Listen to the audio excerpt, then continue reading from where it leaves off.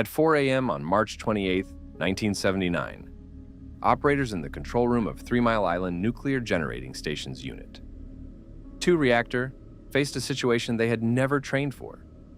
Warning lights and alarms indicated something was wrong with the reactor, but the control panel, a bewildering array of hundreds of indicators, gauges, and switches, did not tell them what was actually happening inside the reactor vessel.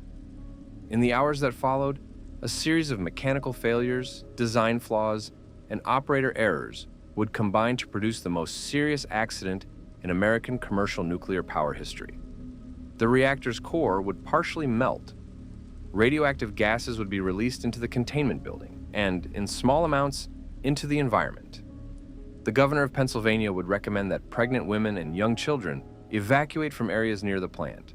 Nearly 140,000 people would flee, creating traffic jams on highways leading away from Harrisburg. Yet, when the crisis finally ended and scientists assessed the damage, they found something unexpected. Despite the severity of the accident, the radiation exposure to the public had been minimal. No one died, no detectable health effects occurred. The containment building, designed as a last line of defense, had done its job. This is the story of 3 Mile Island, how a complex technological system failed, how human operators struggled to understand what was happening, how a community panicked, and how an accident that released relatively little radiation transformed the future of nuclear power in America. The promise and peril of nuclear power. To understand the 3 Mile Island accident and its significance, one must first understand the context of nuclear power in America in the 1970s. Nuclear energy had been promoted since the 1950s as a clean, safe, and virtually limitless source of electricity that would be too cheap to meter, as one early advocate famously claimed.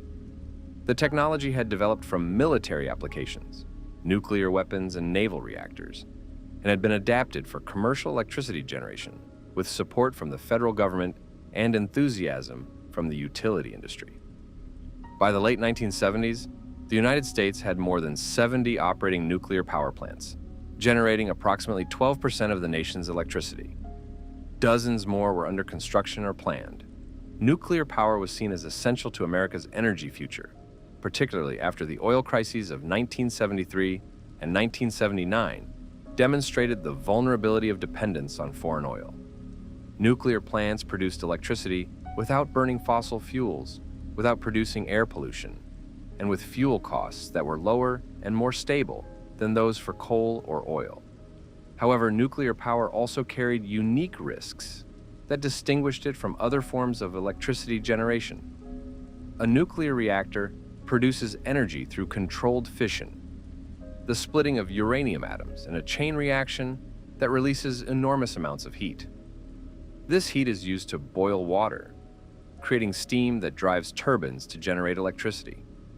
The fission process also creates radioactive isotopes and transforms some of the uranium fuel into plutonium and other radioactive elements.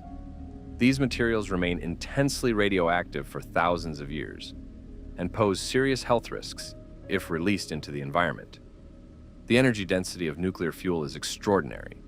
A single uranium fuel pellet about the size of a fingertip contains as much energy as a ton of coal, which means that a relatively small amount of fuel can generate enormous amounts of power, but also that a relatively small release of radioactive material can contaminate large areas. The radioactive isotopes created during fission include iodine-131, cesium-137, strontium-90, and plutonium-239, each with different half-lives and different pathways for entering the environment and affecting human health. Iodine-131, for instance, concentrates in the thyroid gland when ingested and can cause thyroid cancer, particularly in children whose thyroids are still developing and are more vulnerable to radiation damage. Cesium-137 behaves chemically like potassium and distributes throughout the body's soft tissues, delivering radiation dose internally for years after exposure. Strontium-90 behaves like calcium and concentrates in bones, where it can cause bone cancer and leukemia by irradiating bone marrow where blood cells are produced. The long half-lives of some isotopes mean that contamination can persist for centuries or millennia, making land unusable and creating legacies of exposure that affect multiple generations. The spent nuclear fuel removed from reactors after several years of use remains intensely radioactive and thermally hot for decades, requiring cooling in pools of water and eventually long-term storage in facilities designed to isolate it from the environment for thousands of years.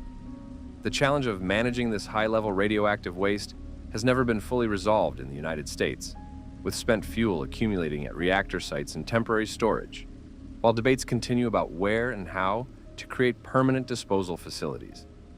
The potential consequences of a major release of radioactive material from a reactor accident include immediate deaths from acute radiation exposure, thousands of latent cancer deaths over subsequent decades, contamination of large land areas requiring evacuation and long-term exclusion, contamination of water supplies and food chains, and economic costs measured in hundreds of billions of dollars.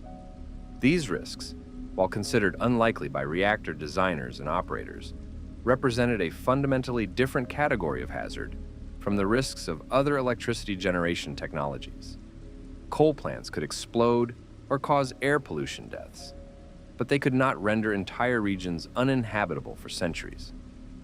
The public's concern about nuclear accidents was not entirely about the probability of such accidents, which experts calculated to be very low, but about the magnitude of potential consequences if such an accident did occur.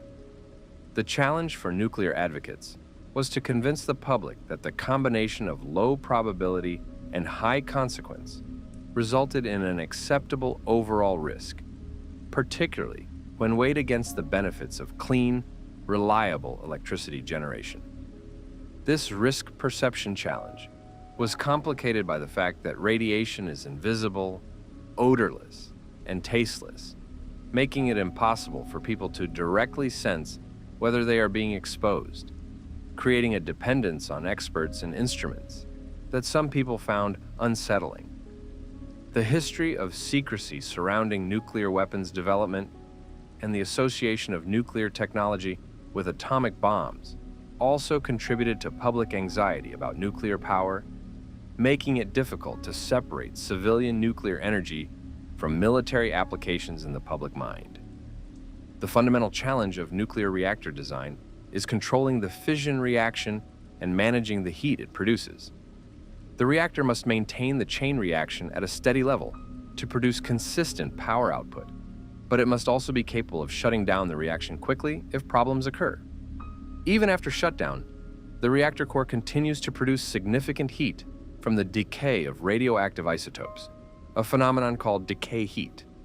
This decay heat must be continuously removed by cooling systems, or the fuel can overheat and melt, potentially releasing radioactive material. Nuclear reactor safety depends on multiple, redundant systems designed to prevent accidents and to mitigate their consequences if they occur. These include control rods that can be inserted into the reactor core to stop the chain reaction, cooling systems that circulate water to remove heat, emergency core cooling systems that can inject water if normal cooling is lost, and a containment building, a massive concrete and steel structure designed to prevent the release of radioactive material even if the reactor core is damaged. The nuclear industry and regulators emphasize that these safety systems made catastrophic accidents virtually impossible. Probabilistic risk assessments suggested that the chance of a core melt accident was extremely low, perhaps 1 in 10,000 reactor years of operation. Public information materials describe the multiple barriers between the radioactive fuel and the environment, and assured communities that nuclear plants were safe neighbors. However, there were skeptics who questioned whether the technology was as safe as its proponents claimed. Anti-nuclear activists pointed to the potential consequences of a serious accident, including the possibility of a core meltdown that could breach the containment and release massive amounts of radiation, potentially killing thousands and rendering large areas uninhabitable. They argued that the complexity of nuclear plants created opportunities for unforeseen failures, and that human operators could make mistakes with catastrophic consequences. The debate over nuclear safety was largely theoretical until March 28, 1979, when theory became reality at 3 Mile Island. 3 Mile Island, the plant and its design.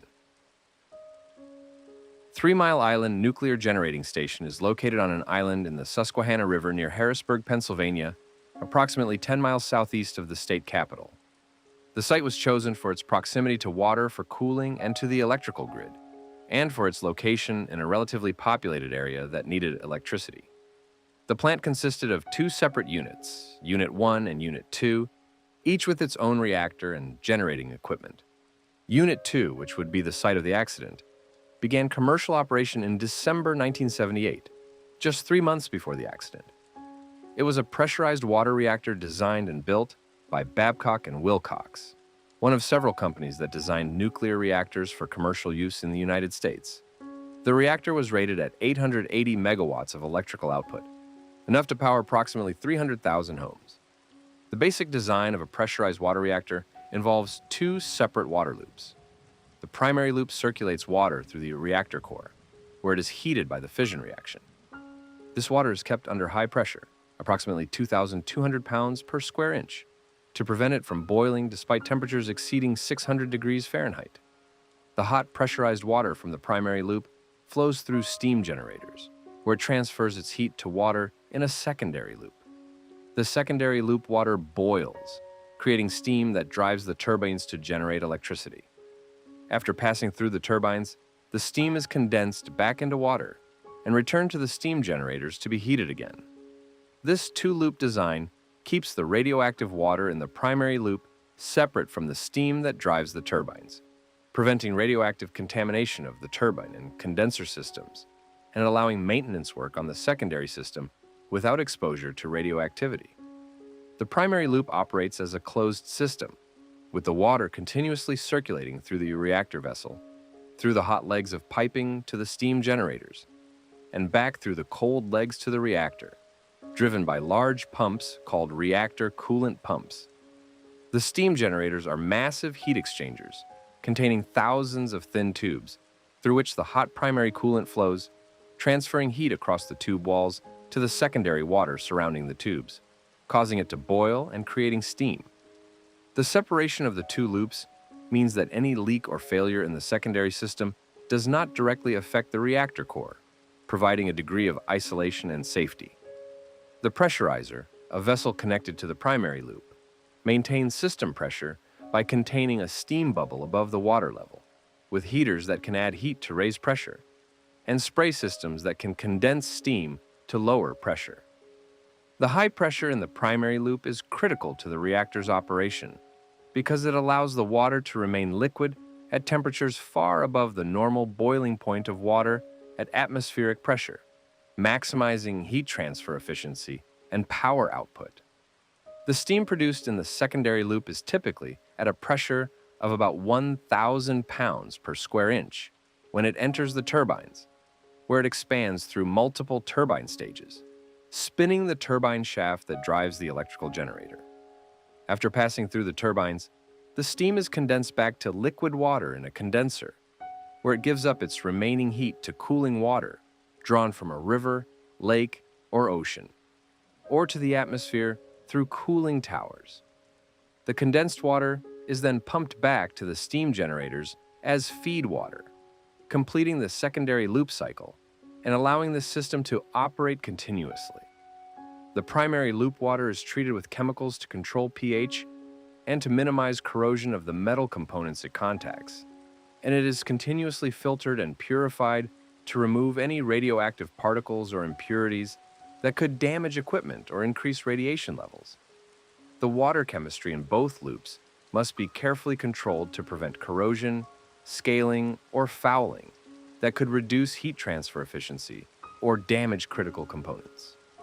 Emergency systems are designed to ensure that the primary loop always has adequate water to cool the reactor core, including high-pressure injection systems that can add water without depressurizing the primary loop, and low-pressure systems that can flood the reactor after pressure has been reduced.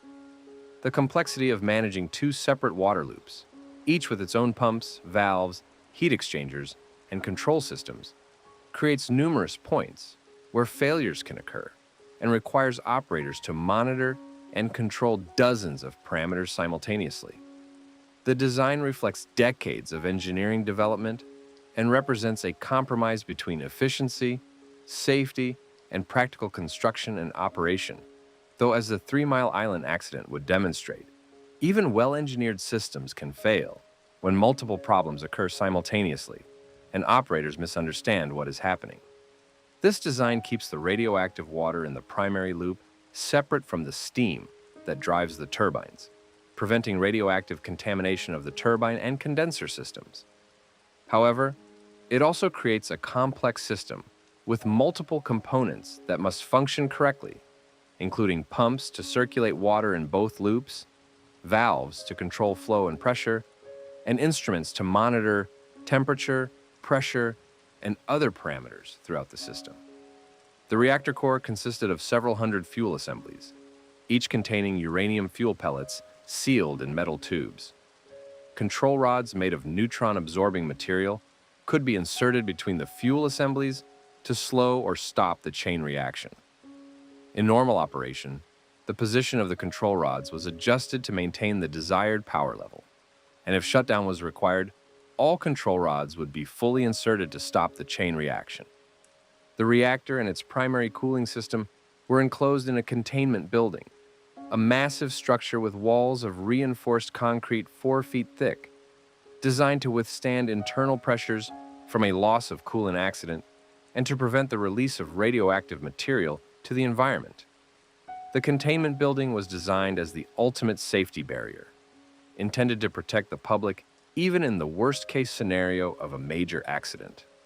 The control room, where operators monitored and controlled the reactor, contained hundreds of indicators, switches, and controls spread across multiple panels. The design of the control room reflected the technology and philosophy of the 1970s, with analog gauges, warning lights, and strip chart recorders providing information about plant status. However, the instrumentation had limitations that would become critical during the accident. Some important parameters, including the level of water in the reactor vessel, were not directly measured. Instead, operators had to infer water level from indirect indicators like pressure readings. The control room design also made it difficult for operators to quickly understand the overall status of the plant during emergencies, as information was scattered across multiple panels, and there was no integrated display showing the state of critical systems. The operators who staffed the control room were trained and licensed by the Nuclear Regulatory Commission, but their training focused heavily on normal operations and on responding to specific, anticipated problems. Training for complex multi-system failures was limited, and operators had little experience with the actual behavior of a reactor during severe accidents, because such accidents had never occurred in commercial reactors in the United States. The accident begins March 28, 1979, 4 a.m. The accident at 3 Mile Island began with a relatively minor malfunction in the secondary cooling system. At approximately 4 a.m. on March 28, 1979, pumps that circulated water through the condenser stopped working. The exact cause of the pump failure was later determined to be a maintenance error. Water had leaked into the instrument air system during maintenance work, and moisture in the air lines caused valves to close, stopping the flow of water. The loss of secondary cooling meant that heat was no longer being removed from the primary cooling loop through the steam generators. Without heat removal, the temperature and pressure in the primary loop began to rise. Within seconds, automatic safety systems responded to the rising pressure. The reactor's control rods were automatically inserted into the core, stopping the chain reaction and shutting down the reactor. Simultaneously, a pressure relief valve on top of the pressurizer, a component that maintains pressure in the primary cooling system, opened to release pressure. So far, everything was working as designed. The reactor had shut down automatically in response to the loss of secondary cooling, and the pressure relief valve had opened to prevent overpressurization.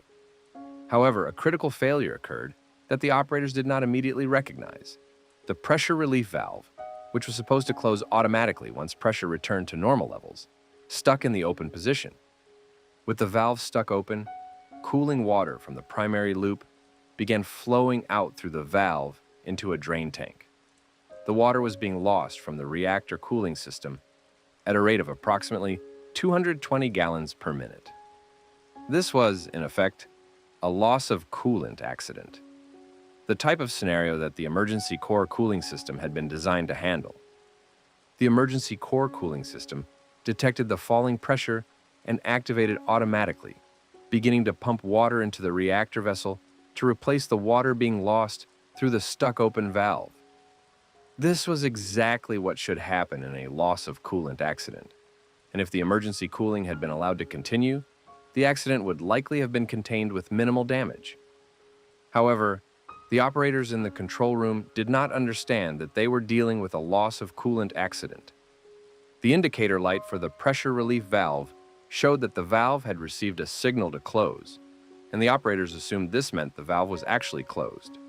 There was no direct indicator showing whether the valve was actually open or closed, only the indicator showing the electrical signal sent to the valve. The operators had no way of knowing that the valve had stuck in the open position and that cooling water was streaming out of the reactor.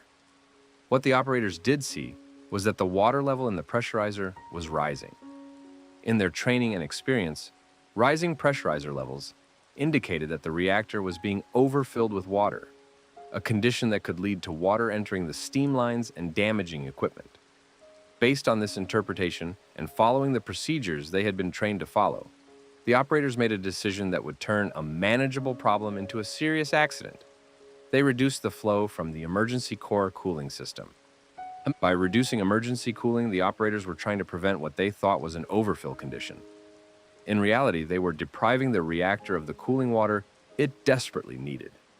The pressurizer level was rising not because the reactor was overfilled, but because water in the reactor vessel was boiling and expanding, pushing into the pressurizer. The reactor was not overfilled. It was actually losing water through the stuck-open valve, and the core was beginning to uncover as water level fell. Over the next several hours, the situation deteriorated as operators, working with incomplete and misleading information, made a series of decisions that worsened the accident. They shut off one of the two main coolant pumps because it was vibrating, further reducing cooling to the reactor core. They continued to limit emergency cooling water, still believing they were preventing an overfill when in fact they were starving the core of cooling. Meanwhile, the reactor core was uncovering. As water level fell, the top portions of the fuel rods were exposed to steam rather than being submerged in water. Without adequate cooling, the temperature of the exposed fuel began to rise. At approximately 6 a.m., about 2 hours into the accident, alarms indicated high radiation levels in the containment building, suggesting that the fuel was being damaged and releasing radioactive fission products. Recognition and response.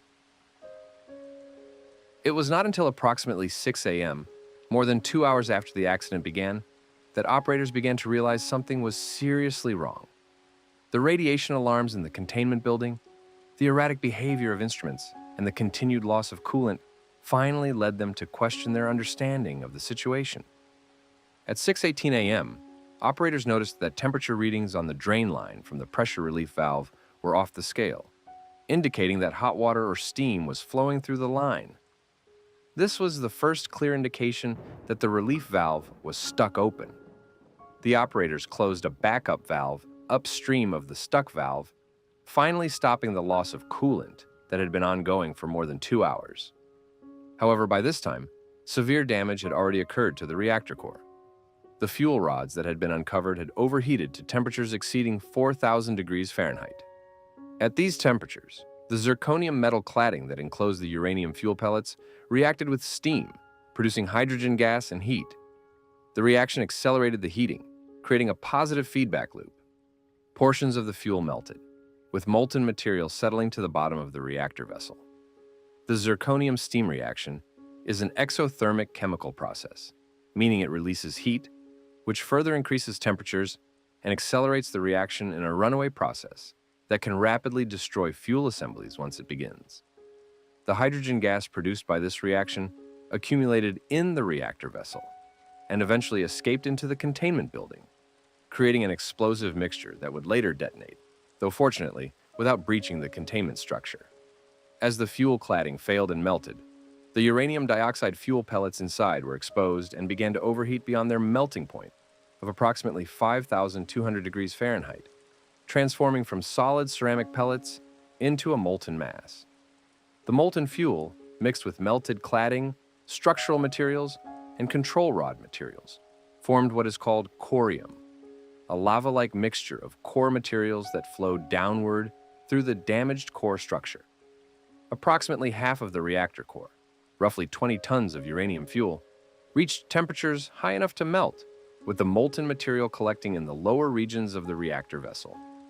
The structural components that normally hold the fuel assemblies in place, the support grids, guide tubes, and other internal structures, also melted or were severely damaged, causing the core geometry to collapse and creating a jumbled mass of damaged fuel, debris, and solidified molten material.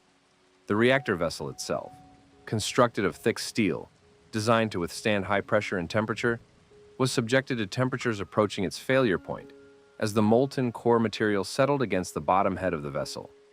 Engineers later calculated that the vessel bottom had reached temperatures of approximately 1,100 degrees Fahrenheit, still well below the melting point of steel, but high enough to raise concerns about whether the vessel might have failed if the accident had continued. The fact that the reactor vessel remained intact and did not fail, despite the extreme conditions inside, represented a crucial success of the reactor's design and prevented what would have been a far more serious accident. If the molten core had melted through the reactor vessel bottom, it would have fallen onto the concrete floor of the containment building, potentially causing a steam explosion or a reaction between the molten material and concrete that could have generated additional heat and gases. The scenario of molten core material melting through successive barriers, the reactor vessel, the containment floor, and potentially into the earth below, was sometimes called the China Syndrome, after the darkly humorous notion that the material could melt all the way through the earth to China. While this scenario was physically implausible, the term captured public imagination and represented the worst-case fear about reactor accidents, that nothing could stop the molten core from escaping all barriers and releasing massive amounts of radiation. The damaged core remained inside the reactor vessel, gradually cooling as emergency systems were restored and cooling water was maintained.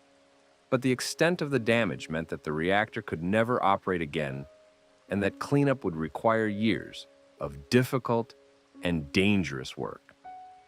The damage to approximately half the core represented the most severe reactor accident in commercial nuclear power history in the United States, exceeding anything that had been experienced or anticipated by reactor designers.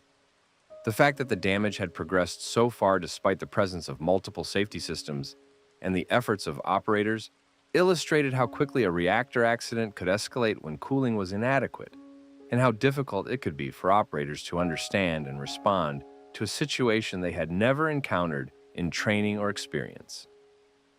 The production of hydrogen gas created a new hazard. Hydrogen is flammable and can explode when mixed with oxygen. A large quantity of hydrogen had been produced and had accumulated in the containment building. On the afternoon of March 28th, approximately 13 hours after the accident began, a hydrogen explosion occurred inside the containment building. The explosion was not large enough to damage the containment structure, but it startled operators and officials who were trying to manage the crisis. By this point, news of the accident had reached the public and state officials. The initial reports were confused and contradictory, reflecting the fact that even the operators and plant managers did not fully understand what was happening. The Nuclear Regulatory Commission sent staff to the site, and Pennsylvania Governor Richard Thornburg was briefed on the situation. Communication with the public was poor. Utility officials initially downplayed the severity of the accident. Then, as more information became available, they provided updates that sometimes contradicted earlier statements. The NRC and state officials provided their own information, which did not always align with what the utility was saying. The confusion in official communications contributed to public anxiety and uncertainty about whether it was safe to remain in the area. On the morning of March 29th, Governor Thornburg issued a recommendation that pregnant women and preschool-aged children within 5 miles of the plant evacuate as a precautionary measure. This recommendation, while intended to protect the most vulnerable populations, triggered a much larger voluntary evacuation as many other residents decided to leave the area. Over the next several days, approximately 140,000 people evacuated from the Harrisburg area, creating traffic jams and overwhelming hotels and shelters in surrounding regions. The evacuation was chaotic and stressful for those who participated. Families packed what belongings they could carry and drove for hours to reach relatives or hotels in areas they believed were safe. Some people fled hundreds of miles away. Parents worried about radiation exposure to their children. Pregnant women feared for their unborn babies. The psychological stress of not knowing whether it was safe to return home, of not knowing how much radiation they had been exposed to, and of uncertainty about the future took a toll on evacuees. Inside the plant, operators and emergency teams worked to stabilize the reactor and to ensure that cooling was maintained. The immediate crisis, the loss of coolant, had been resolved when the backup valve was closed, but the damaged reactor core continued to generate heat from radioactive decay, and cooling had to be maintained to prevent further damage or release of radiation. One concern that developed in the days after the accident was the possibility of a hydrogen explosion inside the reactor vessel. Engineers calculated that a large hydrogen bubble had formed at the top of the reactor vessel, and there was concern that if oxygen were present, the hydrogen could explode, potentially damaging the reactor vessel and releasing radiation. For several days, engineers worked on strategies to remove the hydrogen bubble, though later analysis would show that the concern about explosion was overstated because there was insufficient oxygen in the reactor vessel for a hydrogen explosion to occur. The crisis atmosphere continued for several days, with officials uncertain about whether the reactor was stable and whether additional releases of radiation might occur. Gradually, as cooling was maintained and temperatures in the reactor stabilized, confidence grew that the worst was over and that the situation was under control. The radiation release and health effects. One of the most important and controversial questions about the 3 Mile Island accident concerns the amount of radiation released and its health effects on the surrounding population. Understanding this requires some background on radiation and its biological effects. Radiation is energy emitted by radioactive atoms. Different types of radiation have different properties and different abilities to penetrate matter and damage living tissue.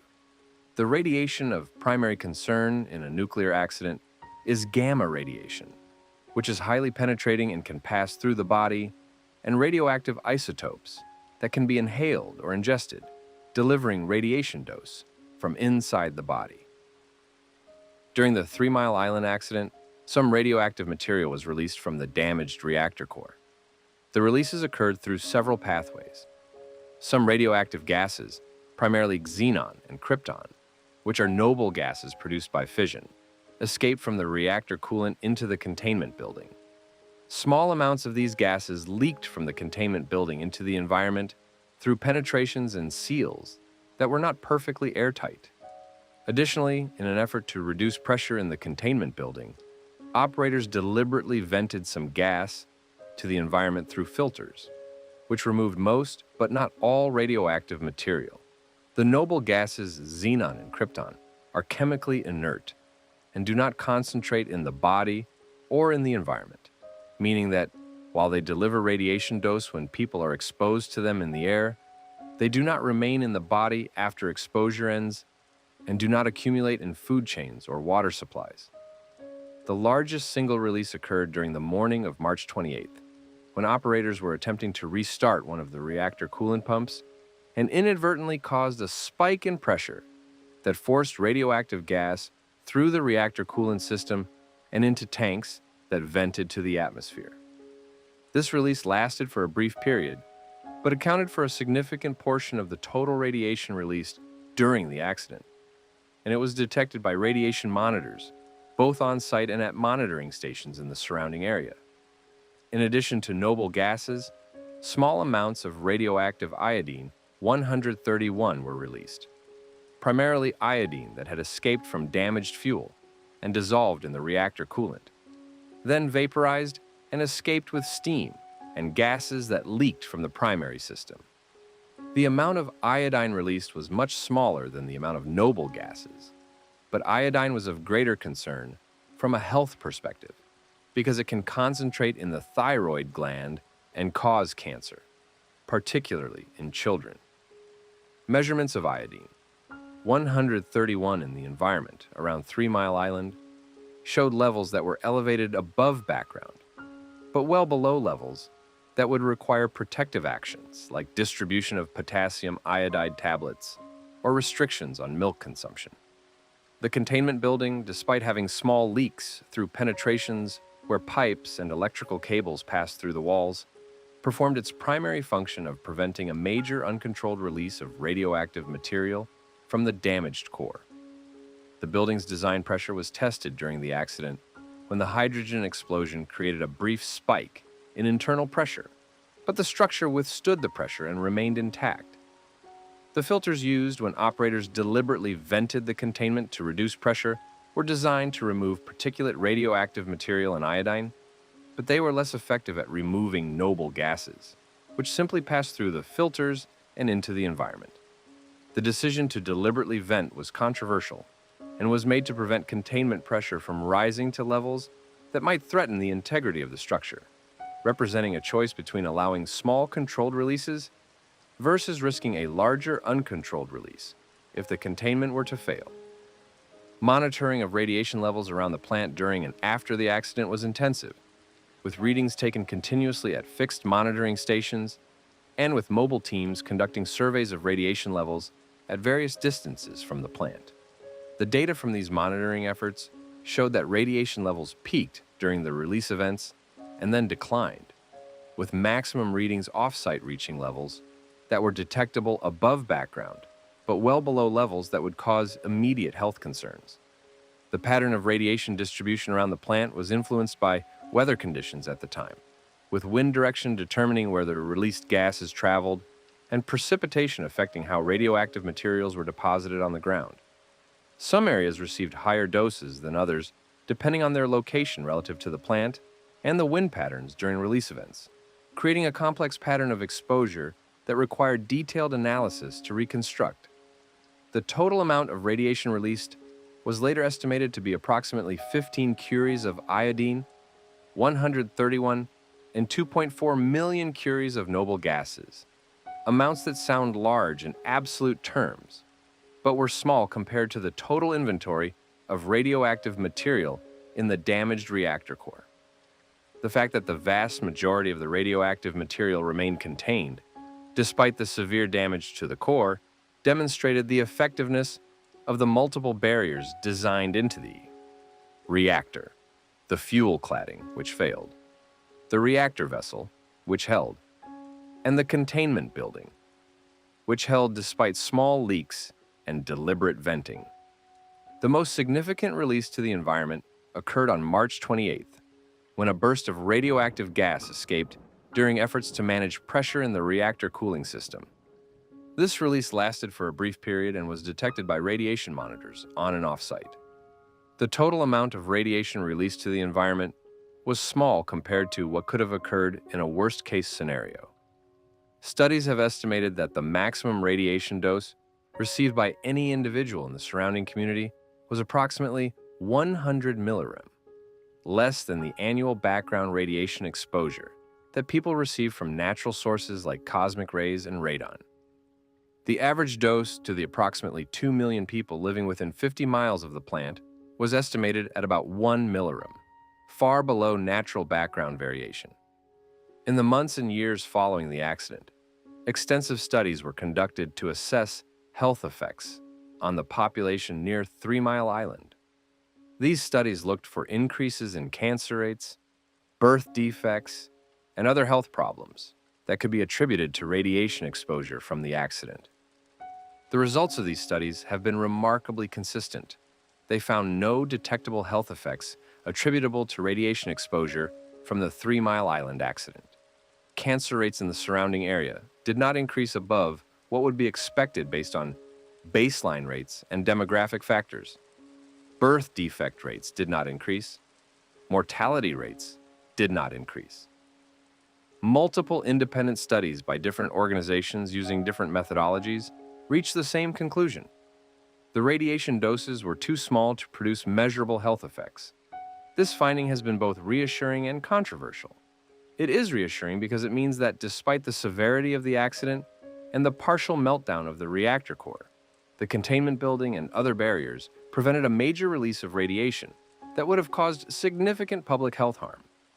It demonstrates that the multiple barriers between the fuel and the environment, the fuel cladding, the reactor vessel, and the containment building, can work even when challenged by a severe accident. However, the finding has also been controversial because some residents of the area believe they have experienced health problems related to the accident and are skeptical of studies that find no effect. Some have reported cancers, thyroid problems, and other illnesses that they attribute to radiation exposure, and they believe that official studies have underestimated doses or failed to detect real health effects. The debate has been complicated by the difficulty of proving or disproving connections between low-dose radiation exposure and health effects that can have many other causes. The scientific consensus, based on extensive research and analysis, is that the radiation doses from 3 Mile Island were too small to produce detectable health effects in the exposed population. This does not mean that the accident was harmless or that the stress and disruption it caused were not real and significant. It means that the specific risk that is unique to nuclear power, the release of dangerous levels of radiation, was largely prevented by the physical barriers designed to contain radiation. The investigation and lessons learned. In the aftermath of the 3 Mile Island accident, multiple investigations were conducted to determine what had happened, why it had happened, and what could be done to prevent similar accidents in the future. The most prominent investigation was conducted by a presidential commission appointed by President Jimmy Carter and chaired by John Kemeny, the president of Dartmouth College. The commission spent months interviewing witnesses, examining documents, and analyzing the technical aspects of the accident. The Kemeny Commission's report, issued in October 1979, identified fundamental problems with nuclear safety in the United States and made sweeping recommendations for reform. The report found that the accident had been caused by a combination of equipment failures, design flaws, and human errors. But it emphasized that the deeper problem was a lack of adequate attention to safety by the utility, the reactor vendor, and regulators. The equipment failures included the stuck-open pressure relief valve, which initiated the loss of coolant, and the failure of instruments to clearly indicate to operators what was happening in the reactor. The design flaws included the lack of a direct indicator showing whether the relief valve was open or closed, the misleading behavior of the pressurizer level indicator during a loss of coolant accident, and the complexity of the control room, which made it difficult for operators to quickly understand the plant's status during an emergency. The human errors included the operator's decision to reduce emergency core cooling based on their misinterpretation of the pressurizer level, their failure to recognize that the relief valve was stuck open, and their delay in understanding that a loss of coolant accident was occurring. However, the Commission emphasized that these errors occurred in a context of inadequate training, confusing instruments, and procedures that did not adequately prepare operators for the situation they faced. The Commission found that the utility that operated 3 Mile Island, Metropolitan Edison, had not given sufficient attention to safety and had not ensured that operators were adequately trained for serious accidents. The reactor vendor, Babcock and Wilcox, had not provided adequate information about the behavior of its reactor design during accidents and had not ensured that design flaws were corrected. The Nuclear Regulatory Commission had not provided adequate oversight and had not ensured that safety issues identified at other plants were addressed at 3 Mile Island.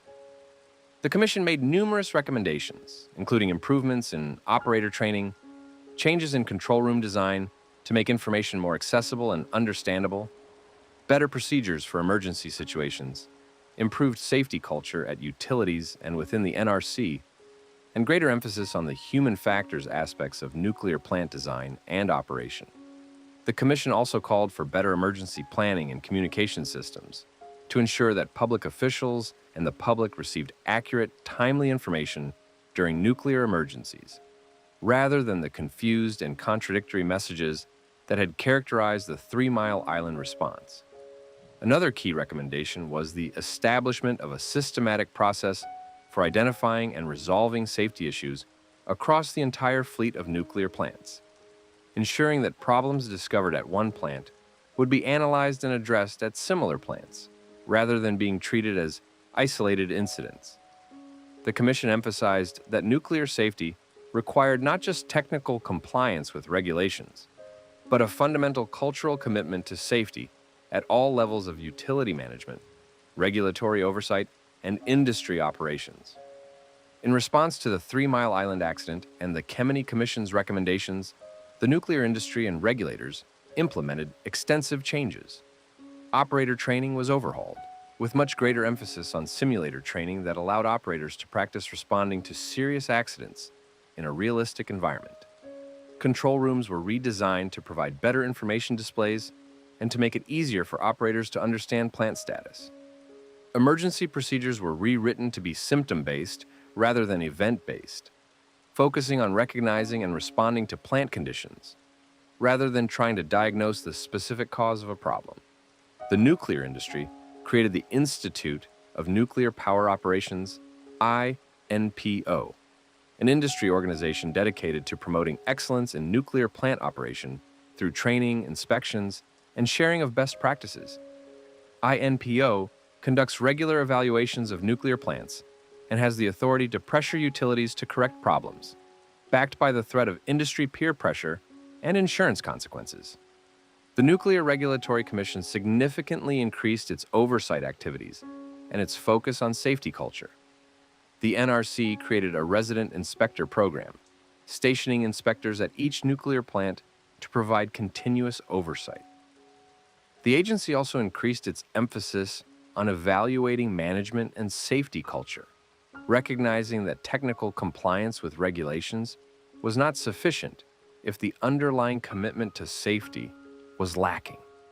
The changes implemented after 3 Mile Island represented a fundamental shift in how nuclear safety was approached. Before the accident, safety was largely seen as a matter of designing systems with adequate redundancy and establishing procedures for operators to follow.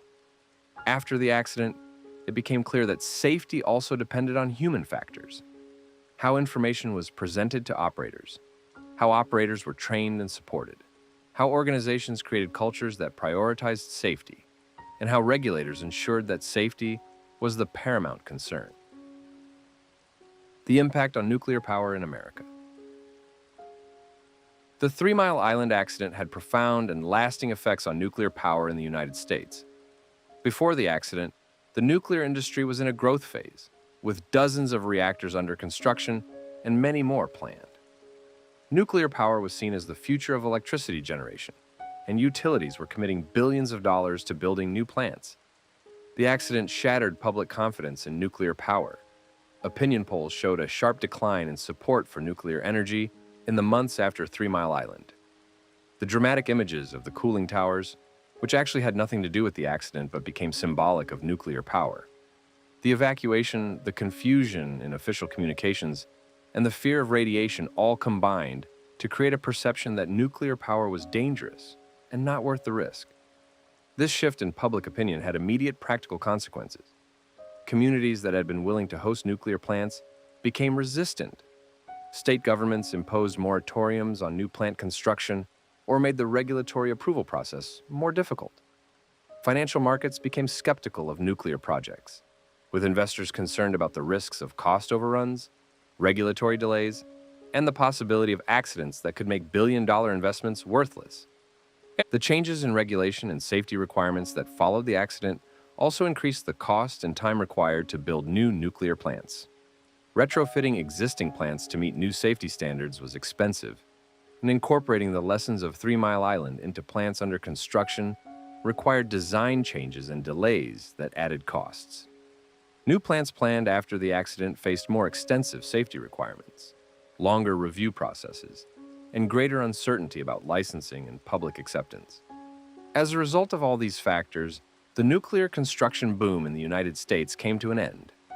No new nuclear plants were ordered after 1978, and many plants that had been ordered before 3 Mile Island were eventually canceled.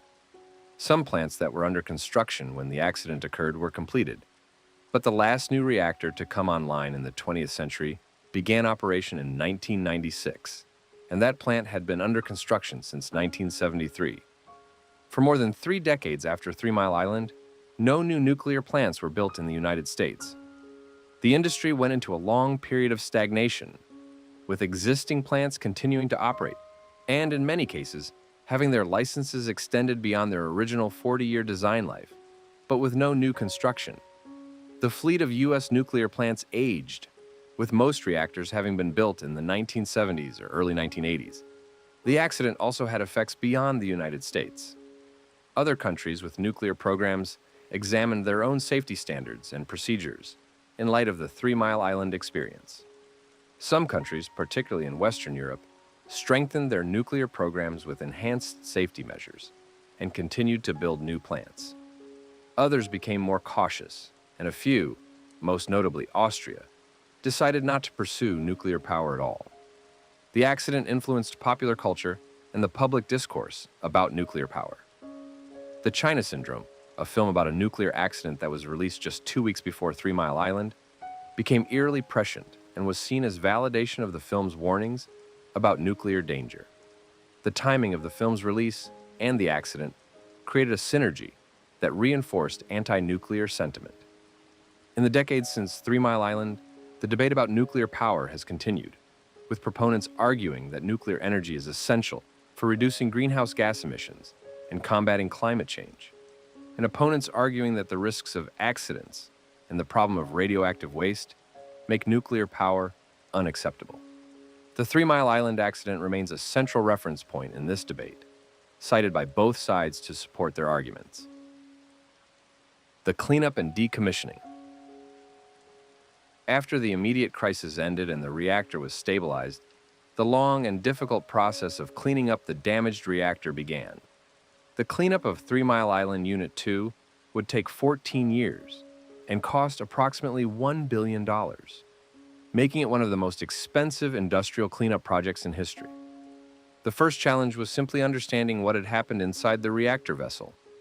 With the reactor damaged and highly radioactive, direct observation was impossible. Engineers used remote cameras, radiation detectors, and other instruments to gradually build a picture of the damage.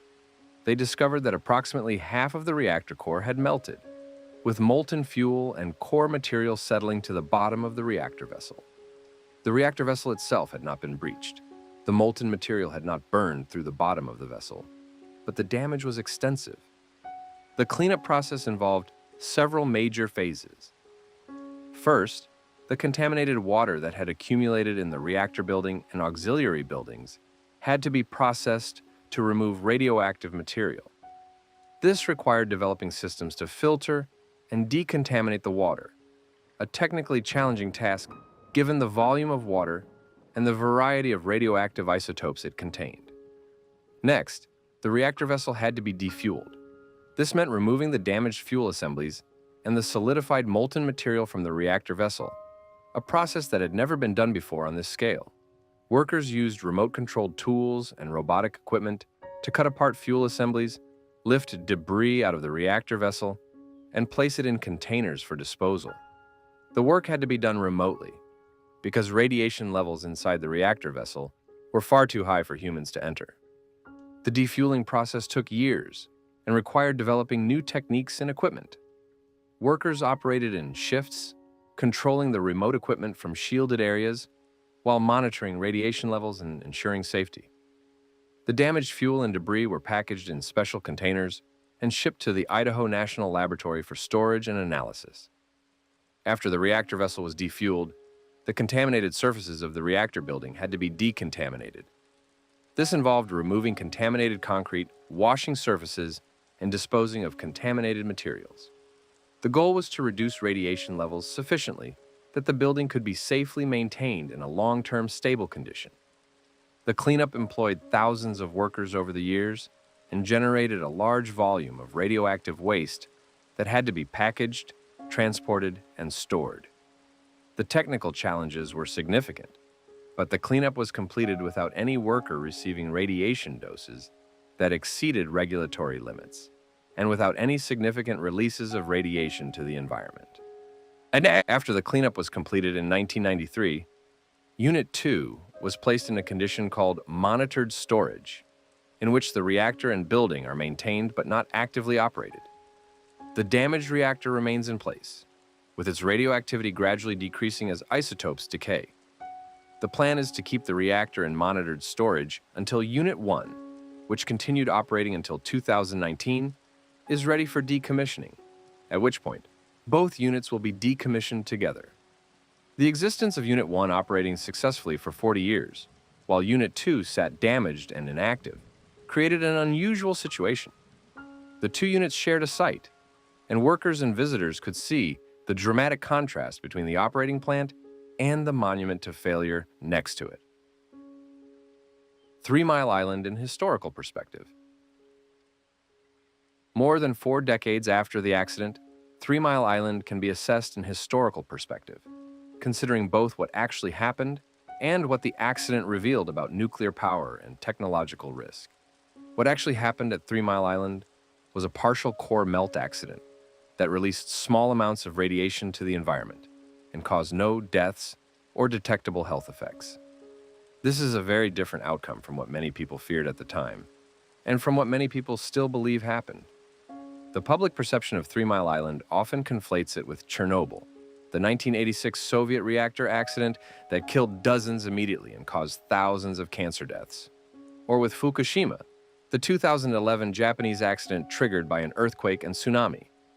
But 3 Mile Island was a much less severe accident in terms of radiation release and health consequences. This is important because it demonstrates that the defense in-depth safety philosophy of American nuclear plants, multiple barriers and safety systems designed to prevent and mitigate accidents, can work even when challenged by a serious accident. The containment building, in particular, performed its intended function of preventing a major release of radiation, even though the reactor core was damaged. No one died at 3 Mile Island, and the best scientific evidence indicates that no one received radiation doses large enough to cause health effects. However, acknowledging that the health consequences were minimal does not mean the accident was unimportant or that fears about it were irrational. The accident revealed serious weaknesses in nuclear plant design, operation, and regulation. It showed that a combination of equipment failures, design flaws, and human errors could lead to core damage in a matter of hours. It demonstrated that operators could misunderstand what was happening in a reactor and could take actions that made an accident worse. It revealed that emergency planning and communication with the public were inadequate. The accident also imposed real costs and harms beyond radiation exposure. The evacuation was stressful and disruptive for the 140,000 people who left the area. The economic costs of the accident, including the cleanup and the lost value of the damaged reactor, exceeded $1 billion. The psychological impact on people living near the plant was significant, with many experiencing anxiety about radiation exposure that persisted for years. The accident damaged trust in institutions and in expert assurances about safety. From a broader perspective, 3 Mile Island illustrates the challenges of managing technological risks in complex systems.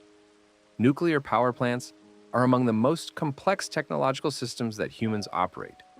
They involve intricate interactions between physical processes, mechanical systems, electrical systems, instrumentation and control systems, and human operators. This complexity creates opportunities for failures and interactions that designers may not have anticipated. The accident showed that safety cannot be assured simply by making individual components reliable or by writing procedures for operators to follow. Safety in complex systems requires attention to how components interact, how humans understand and respond to system behavior, how organizations create cultures of safety, and how regulators ensure that safety is genuinely prioritized over production and profit. The accident also illustrates the difficulty of communicating about technological risk. The public needs accurate information to make informed decisions about risks and benefits. But providing that information is challenging when the situation is uncertain, when experts disagree, and when the information involves technical concepts that are unfamiliar to most people.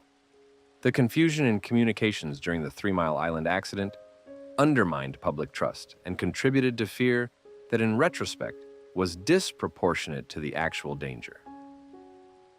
The future of nuclear power after 3 Mile Island. The 3 Mile Island accident cast a long shadow over nuclear power in America, but it did not end nuclear power entirely. The existing fleet of reactors continued to operate, and over time, the industry improved performance substantially. Capacity factors, the percentage of time that reactors are generating power, increased from around 60% in the 1970s to over 90% by the 2000s. The number of significant safety events decreased as a result of improved training, better procedures, and enhanced regulatory oversight. However, the lack of new construction meant that the nuclear industry in the United States stagnated. By the 2000s, concerns about climate change and energy security led to renewed interest in nuclear power as a low-carbon source of electricity. Several utilities applied to build new reactors, and there was talk of a nuclear renaissance. However, this renaissance has largely failed to materialize. Of the several new reactors that were planned, only a few have been completed, and they have been plagued by massive cost overruns and construction delays. The Vogtle Electric Generating Plant in Georgia completed 2 new reactors in 2023 and 2024, the first new reactors to come online in the United States since 1996.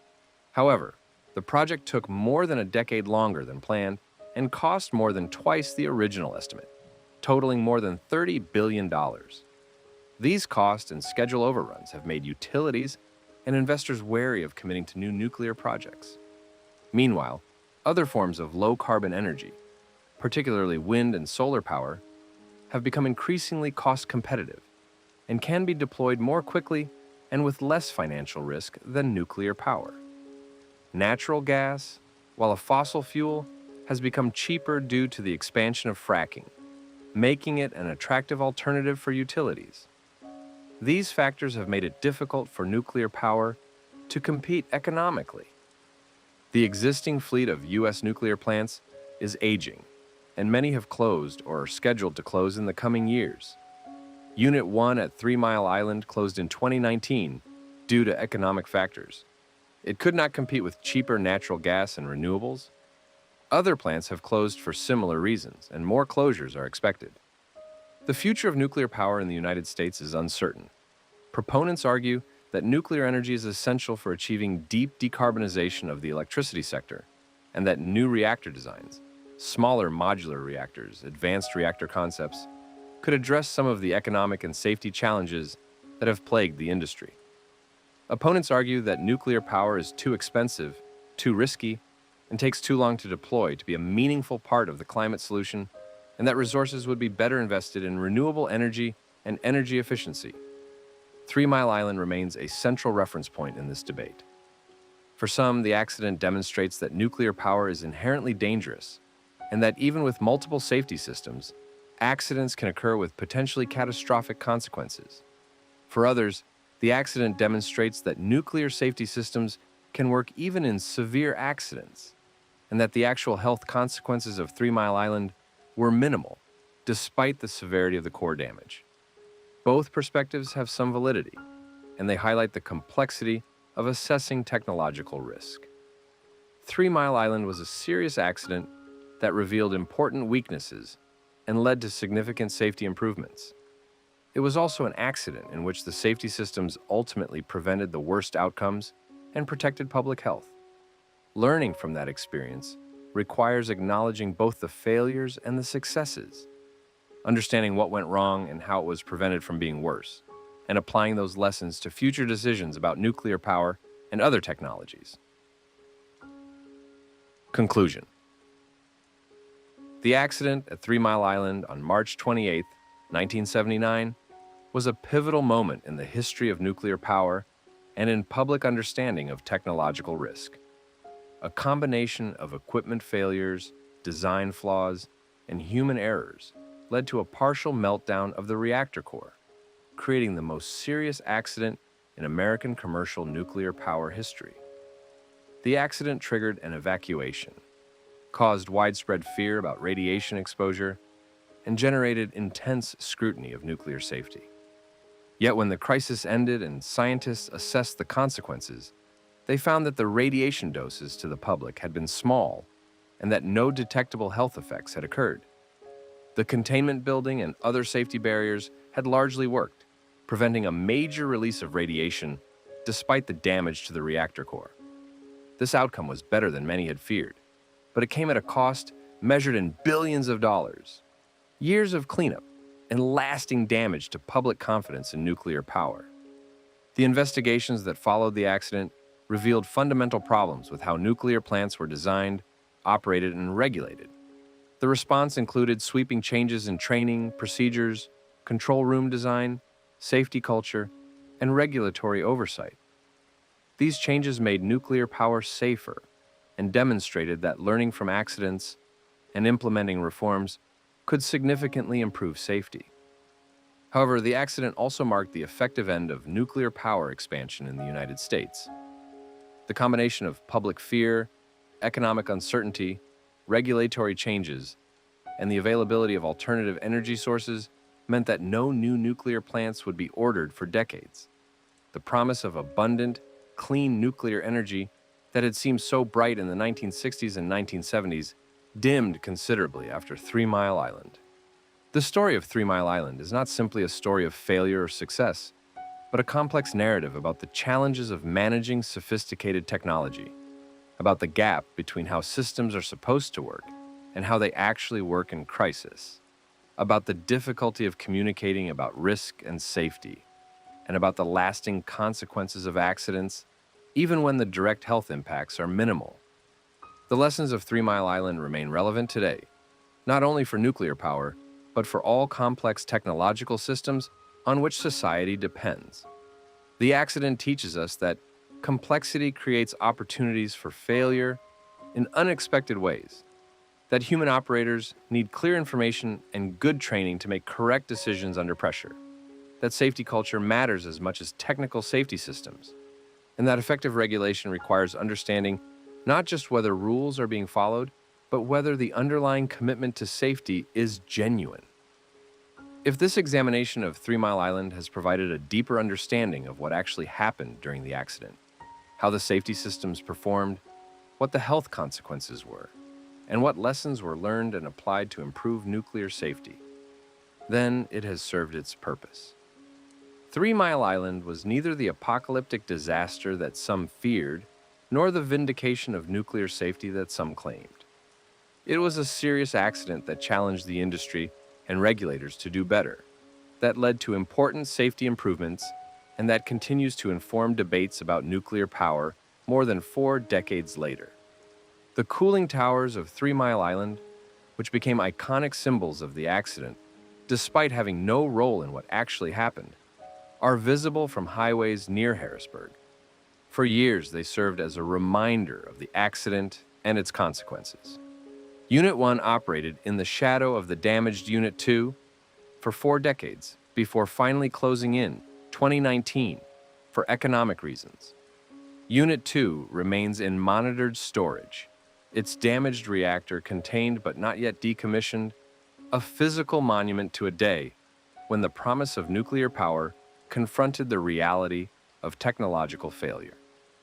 The legacy of 3 Mile Island is written in the improved training that nuclear operators receive, in the redesigned control rooms that provide better information to operators, in the stronger safety culture that pervades the nuclear industry, and in the regulatory oversight that holds plants accountable for safety performance. It is also written in the public skepticism about nuclear power, in the decades-long pause in new reactor construction, and in the ongoing debates about whether nuclear energy has a role in addressing climate change.